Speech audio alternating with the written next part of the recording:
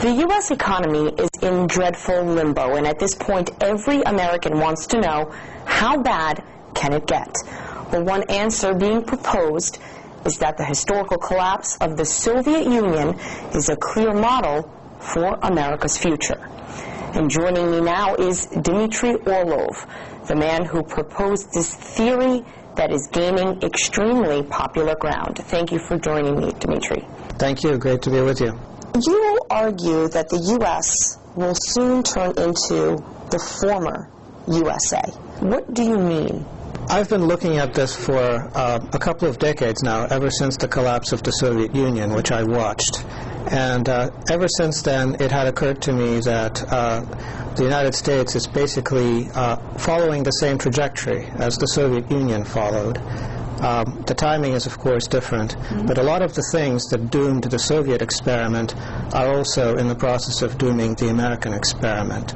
And this revolves around politics, around militarism, around energy, and many other factors as well. Your book is called Reinventing Collapse, the Soviet Example and American Prospects. If you had to pick out your strongest correlation between the collapse of the Soviet Union and what's taking place now in the U.S., what would your argument be? Inability to grow the economy, resulting in debt that has to be taken on at a completely unsustainable rate.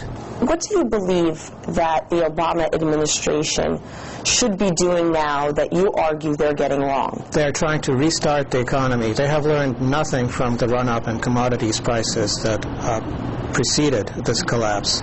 And so restarting the economy is the wrong move. They have to start building a different economy based on, not on continuous growth and exponential expansion, but sustainability. And in fact, they could do pretty well even if they didn't grow the economy, provided they did a good job and provided for the welfare of the people in the country, gave them the basics, gave them food and shelter and transportation and security. So what do you have then left? Just a country that's surviving? Yes, and in fact that's pretty good, because if you compare that to the Soviet example, a lot of people died unnecessarily. A lot of lives were ruined and cut short. There was a flood of refugees. That is all completely avoidable here. So what you're arguing is that the collapse of America is unavoidable. What Americans can prepare for is how bad the consequences you say will get. That is basically what I'm saying. I think that, you could compare what's going on in the United States to a tsunami or a hurricane or an asteroid impact. It's something that's been in the making for a long time. It is going to happen. And talking about averting it is just basically a waste of time.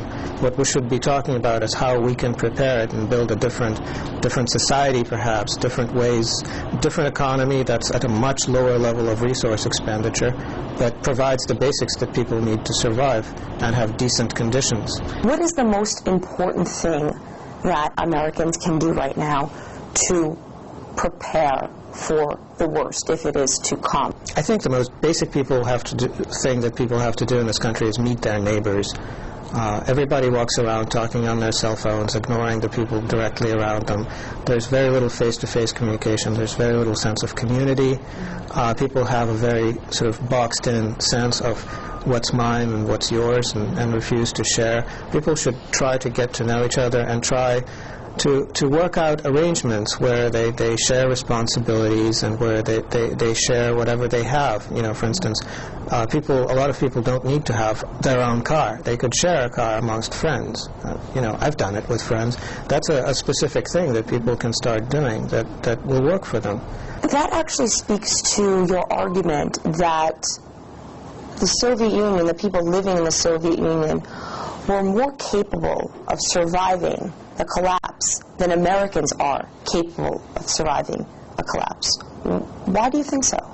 Well, that is actually a big part of my argument, which is in a collapse, a lot of positives become negatives and vice versa. So, for instance, the housing crisis in Russia meant that, families were living in cramped apartments, 3 generations all living together on top of each other. Well, after collapse, it means that they were on hand to help each other. So the grandparents could take care of the children while the adults were out doing something, trying to survive. And, you know, big communal apartments, of course, are not that great, but they're very cheap to heat. So if you have a fuel crisis, it's very helpful, much better than, suburban housing. Many other examples like that.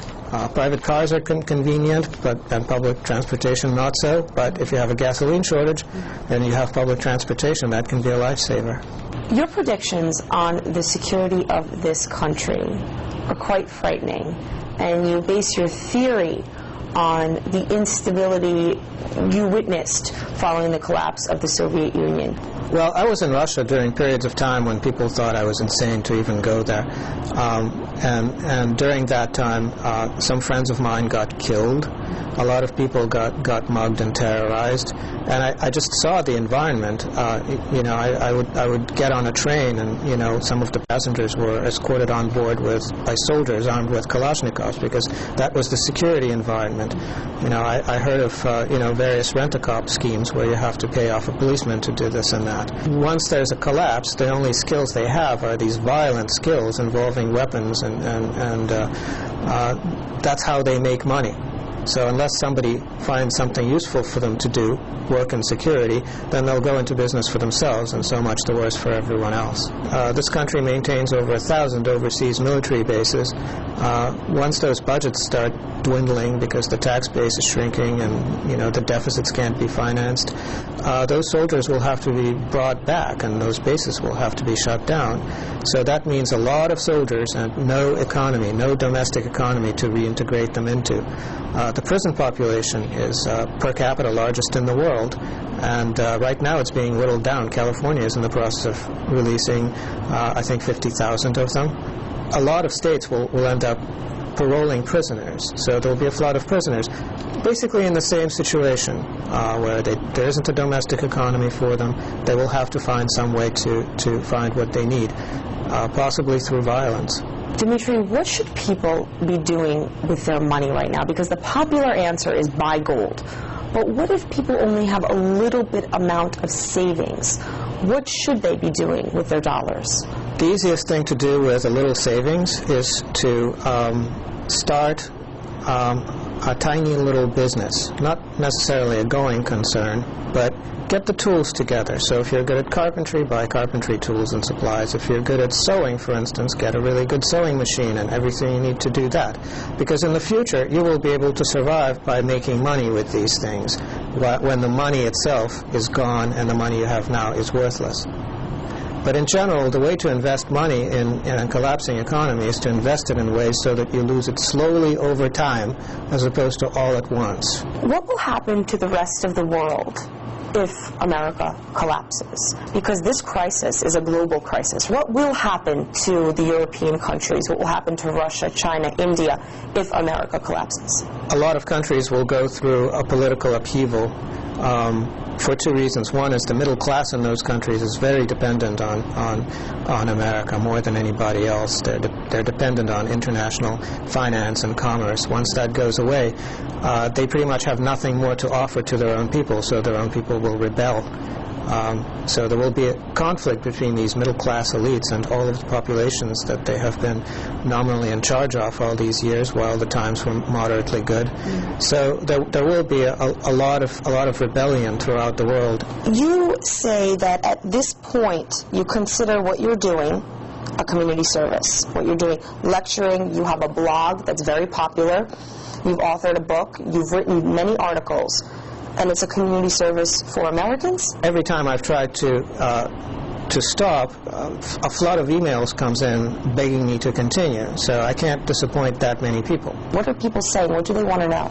A lot of people ask the same question over and over again, which is when. I get desperate emails. I have a bride in the Ukraine. Will the United States hold together for the next 6 months because it'll take us that long to get a visa? That sort of thing. Mm-hmm. That was one of the most desperate pleas I got so far. But a lot of people want to know about timing, and I can't give them that information. Mm-hmm. What I can do is point people towards a great deal of resources on how they can help themselves and restructure their lives and try to get out of debt, for instance. Maybe take up a little bit of farming so that they have some food coming in. From what I read, you propose that if people are paying rent or a mortgage, you don't have to pay anymore. If you go to work, don't overwork yourself, because that job is going to come to an end either by the person getting fired or quitting. Is that a little bit radical? You're saying don't pay your bills and don't try hard at work? A lot of my proposals are basically dares. I dare people to think through the consequences, and I'm hoping that that helps people get off the autopilot and actually live in ways that are more meaningful.